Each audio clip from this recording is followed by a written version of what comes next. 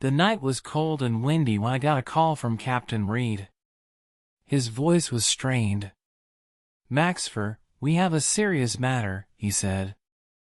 "You'd better get over here right away. We found a woman at the crime scene.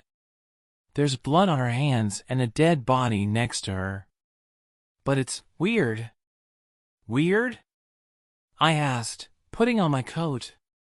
"Just come over. I think you should see it for yourself." I got there 40 minutes later. It was an old warehouse on the outskirts of the city, long abandoned and consumed by time. There were rusty wire fences all around it. The lights of police car headlights and flashing beacons tore through the darkness. "What have we got?" I asked, approaching Captain Reed. "A woman in her 30s, he said, pointing to a girl sitting on the cold ground. "Her name is Lisa Hart. Her hands are bloody, her face shows signs of panic. She found a man's body inside the warehouse. Whether she killed him or victimized him, we don't know yet." I looked at Lisa. Her eyes were wide open, her lips were trembling, she was wrapping her arms around herself as if trying to escape reality. The policeman covered her with a plaid, but she looked completely out of it. "Lisa, can you hear me?" I addressed her softly. She nodded, but didn't answer. "What do you remember?" I asked. I don't remember anything," she whispered. Her words sounded too quiet, but I caught the panic in them. I turned to the captain. "Where's the body?" Reed gestured me inside the warehouse. We walked up the old metal steps, and the scene before me was grim, a middle-aged man lying on the floor, his chest bloody. But there was no sign of a struggle or any evidence nearby. The floor around him was perfectly clean. "It's like he just fell and died," Reed remarked, spreading his hands. "No weapon, no prints, no signs of a struggle." "And her hands?" I asked, remembering Lisa again. "She says she was just trying to save him. But there's blood on her fingers, Maxfer. And if she's innocent, how do you explain the scene?" I examined the body in silence. Everything looked too neat, too elaborate. "It's a trap," I said quietly. "Either she's the perfect criminal, or someone really wants us to think so." Support me by subscribing to the channel if you want more detective stories. I'm doing this for you, and your support inspires me. Let me know what you think of the video in the comments. Your opinion is really important. I started the next morning by examining the body at the morgue. A medical examiner named Carter, a short man with glasses, met me at the table with the body. "The cause of death was a stab wound to the heart area," he began, removing his gloves. But something surprised me. "What was that?" "There's blood on the victim's hands too, but it's not his blood." I looked at Carter in surprise. "Whose?" "We don't know yet. But one thing's for sure, someone held his hands before he died." That detail made all the difference. I went back to the warehouse and took another look at the crime scene. Lisa was still in custody, so I had a little time to figure it out. The first thing that caught my eye was the marks on the floor. Barely visible streaks, like someone had been dragged. But they stopped just short of the body. I went back to Lisa.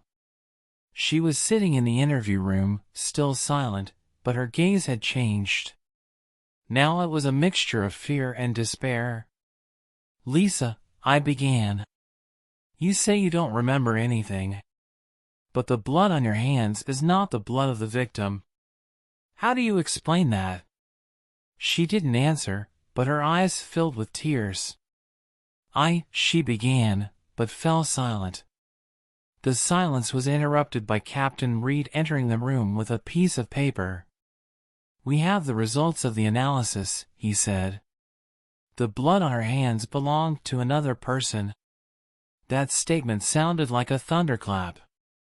Now the case was even more mysterious. I started by revisiting Lisa's past.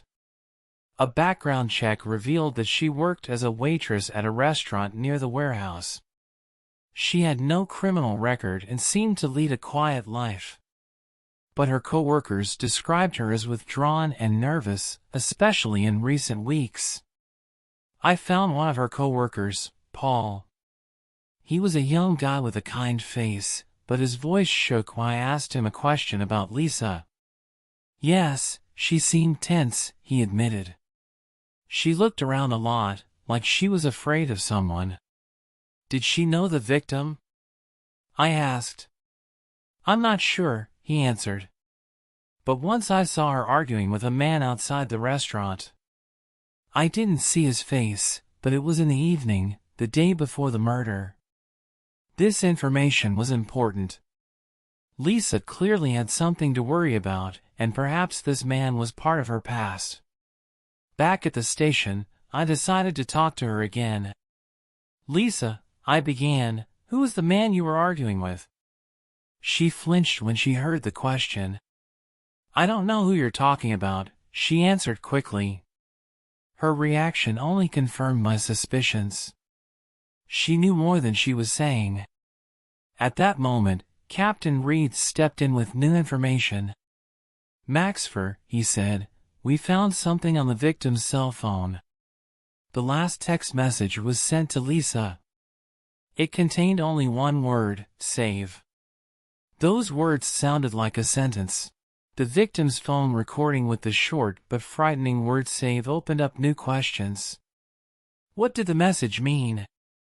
Was it a cry for help? Or a warning? I returned to the crime scene. This time I was interested in details that might have slipped away before. I took another look around the warehouse. Metal doors, thick walls, a place that was perfect for seclusion, or something much more sinister. The first thing that caught my eye was an old metal door in the far corner. It looked locked, but next to it I noticed small scratches on the floor, as if the door had been opened recently. I tried to pull it open, but it wouldn't budge. Maxfer, you got something? Came Captain Reed's voice. This door may be important, I answered. We need to open it. Half an hour later, the forensics team brought a tool to open it. Behind the door was a small room, empty and covered with dust. But in the corner was an old bag. In the bag I found a small tape recorder. It was damaged, but perhaps restoring the recording could give us answers. I handed it over to the lab and continued to look around the room. I noticed faint stains on the floor. It could be blood, I said, pointing them out to the CSI. Reed looked increasingly wary. What does this have to do with Lisa? He asked. I couldn't answer that question. But I knew one thing, that bag and the tape recorder could be key pieces of evidence. The next day, the recorder was returned from the lab.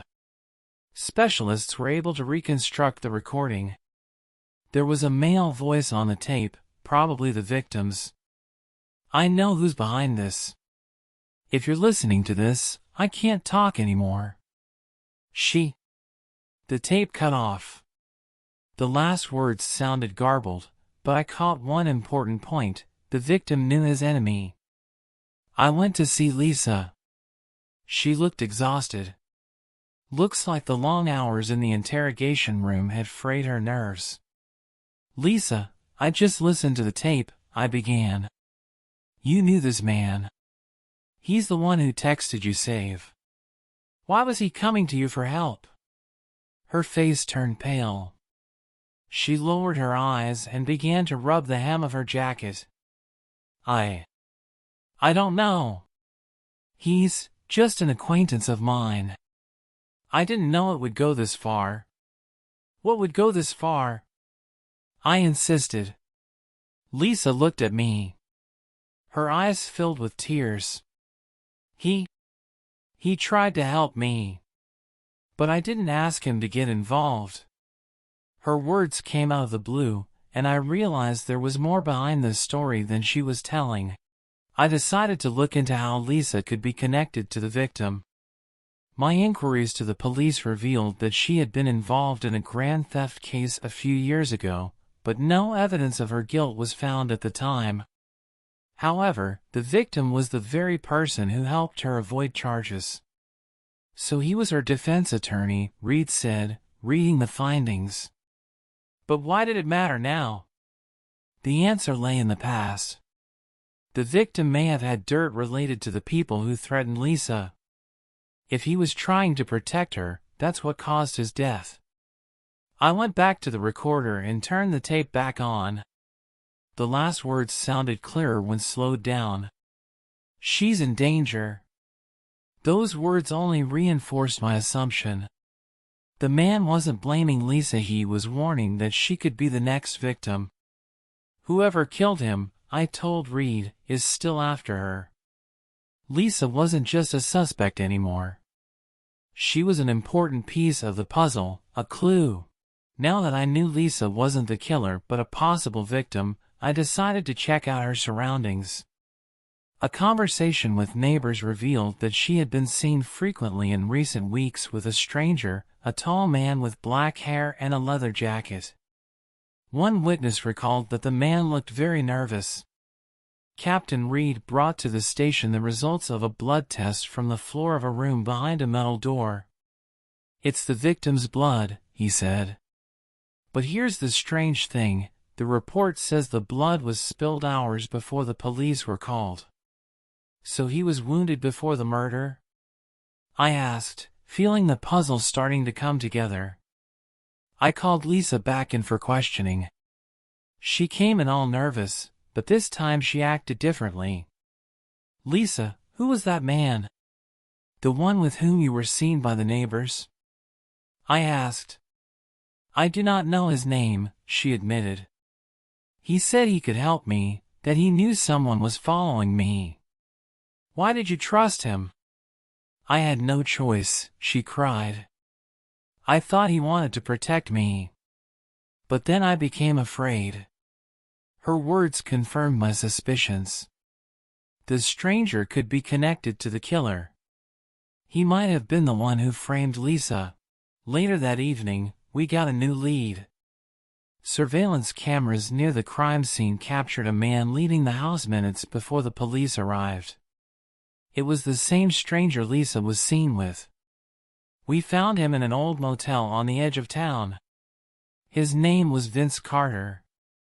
He looked calm at first glance, but there was anxiety in his eyes. "Vince, you were near the victim's house. What were you doing there?" I asked. "I just wanted to talk to him," he answered, looking away nervously. "Then why did you disappear as soon as the police arrived?" He didn't answer. But I noticed that his hand was trembling, and I could see the edge of a piece of paper in his pocket. "Show me what you have in your pocket," I demanded. Reluctantly, he pulled out the paper. It was a letter written by the victim. It spoke of an agreement that had been broken and the threat of exposure. "Did you kill him?" I asked him. "No!" he shouted. "It was Lisa. She tricked me, used me." But his reaction gave away the opposite. Everything he said was a lie. We arrested Vince, but the evidence against him was still circumstantial. The only way to prove his guilt was to match the letter to the tape recorder. When I listened to the tape again, I noticed an important detail. The victim uttered, "She's in danger." He knows. He being Vince. The victim knew that Vince was threatening Lisa. He may have even tried to warn her, but Vince was quicker. I went back to Lisa to update her on the case. "Vince tried to set you up," I said. "But now he would pay for his actions." Her face paled. "Is it true? Is it over?" "Yes," I answered, though deep down I knew it was just the beginning for her. The case was closed, but there was still a sense of understatement. Lisa had been a victim, but her life would never be the same again. And Vince, he was just another example of how far people were willing to go for their own ends. If you like this story, support me by subscribing to the channel. I'm putting in the effort for you, and your subscription helps me grow.